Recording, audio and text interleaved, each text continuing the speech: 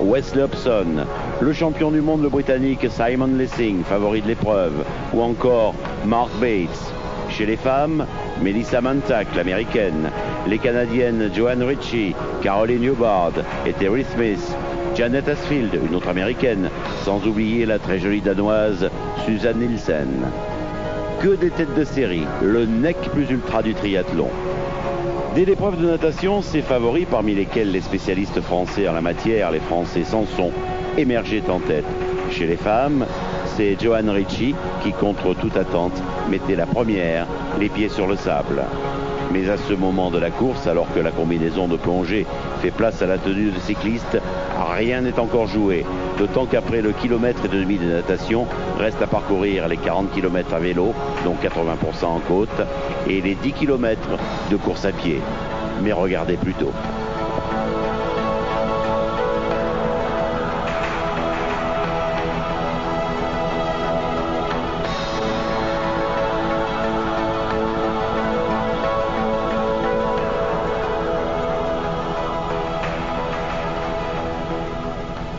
Se battent autrement qu'avec des mots, la lutte fait rage entre les favoris Hobson, Lessing et Bevan qui sont dans un mouchoir de poche. Melissa Mantak, quant à elle, semble devoir prendre le dessus sur les Canadiennes et la Danoise Nielsen.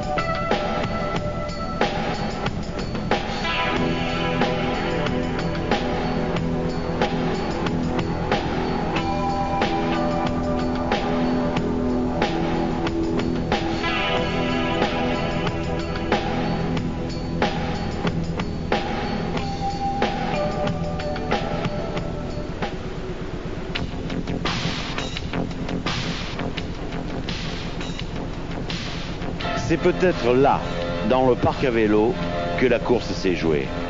Arrivé en tête, l'Américain Hobson va hésiter, chercher son emplacement et perdre un temps précieux.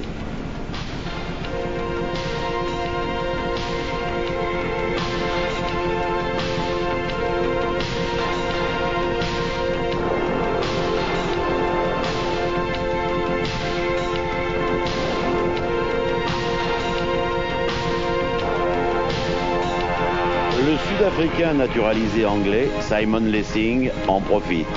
Il n'est pas champion du monde pour rien. Il prend à ce moment-là le commandement de la course.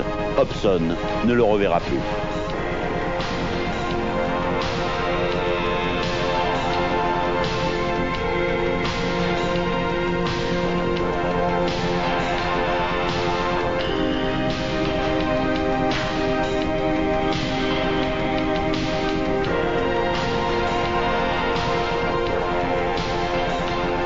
Assez loin derrière, McMartin, le Canadien, et Brad Bevan, l'Australien.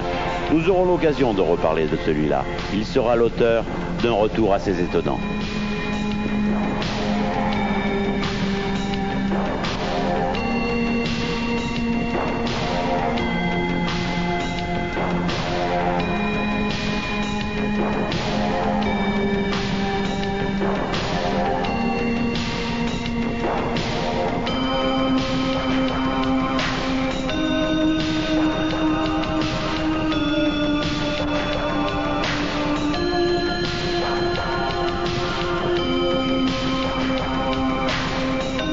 Chez les dames, Mantak a fait le trou. C'est en toutes des contractions, bien dans sa tête et dans son corps, qu'elle file tout droit vers le podium, d'autant qu'en course à pied, elle ne craint personne.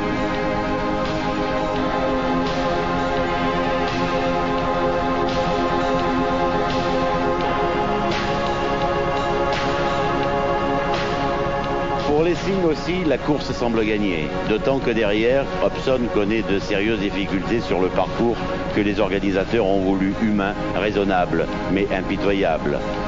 Son dernier adversaire, c'est le chronomètre. Le Britannique n'a qu'une seule idée en tête, passer sous la barre des 2 heures. Exploit exceptionnel quand on connaît la difficulté du terrain monégasque. Image d'une obsession, image de la volonté exacerbée d'un athlète dont la souplesse féline contraste avec cette farouche détermination. Devant une foule qui le transporte, Lessing va réussir l'incroyable. Au bout d'1h59 minutes et 48 secondes, il gagne son impossible pari. Franchir cette fatidique barrière pour 12 petites secondes. Des secondes qui valent de l'or, mais qui seront fatidiques à l'américain Hobson, qui a sans doute trop donné à vélo et se voit coiffé par l'Australien Brad Bevan, arrivé 2 minutes après Lessing, mais 18 secondes avant lui. Extraordinaire, est-ce que ce serait donc Hobson qui se serait un peu légèrement écroulé, je ne sais pas, en tout cas Hobson arrive maintenant, Wes Hobson arrive maintenant en 3e position en 2h, 2 minutes et 2 secondes. Pour Melissa Mantac, c'est aussi l'exploit. Pensez donc, 28e du classement général et première femme, elle se confirme comme la plus grande du moment. Loin devant Suzanne Nielsen et la Canadienne Joanne Ritchie, un peu déçue. Des femmes dont on ne dira jamais assez à quel point elles se rapprochent des meilleurs hommes.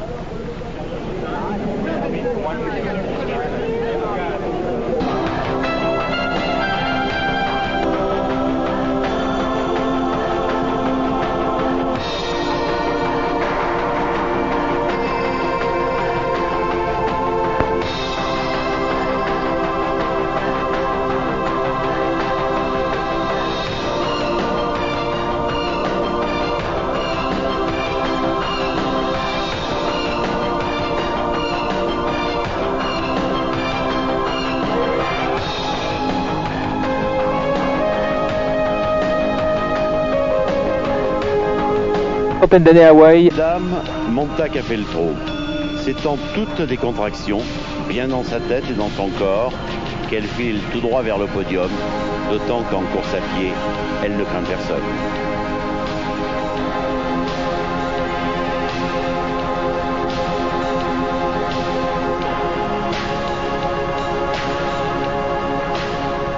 Pour Lessing aussi, la course semble gagnée, d'autant que derrière, Hobson connaît de sérieuses difficultés sur le parcours que les organisateurs ont voulu humain, raisonnable, mais impitoyable. Son dernier adversaire, c'est le chronomètre. Le Britannique n'a qu'une seule idée en tête, passer sous la barre des 2 heures. Exploit exceptionnel quand on connaît la difficulté du terrain monégasque. Image d'une obsession, image de la volonté exacerbée d'un athlète dont la souplesse féline contraste avec cette farouche détermination. Devant une foule qui le transporte, Lessing va réussir l'incroyable. Au bout d'1h59 minutes et 48 secondes, il gagne son impossible pari. Franchir cette fatidique barrière pour 12 petites secondes. Des secondes qui valent de l'or, mais qui seront fatidiques à l'américain Hobson, qui a sans doute trop donné à vélo et se voit coiffé par l'Australien Brad Bevan, arrivé 2 minutes après Lessing, mais 18 secondes avant lui. Extraordinaire, est-ce que ce serait donc Hobson qui se serait un peu légèrement écroulé, je ne sais pas, en tout cas Hobson arrive maintenant, Wes Hobson arrive maintenant en 3e position en 2h, 2 minutes et 2 secondes. Pour Melissa Mantac, c'est aussi l'exploit. Pensez donc, 28e du classement général et première femme, elle se confirme comme la plus grande du moment. Loin devant Suzanne Nielsen et la Canadienne Joanne Ritchie, un peu déçue. Des femmes dont on ne dira jamais assez à quel point elles se rapprochent des meilleurs hommes.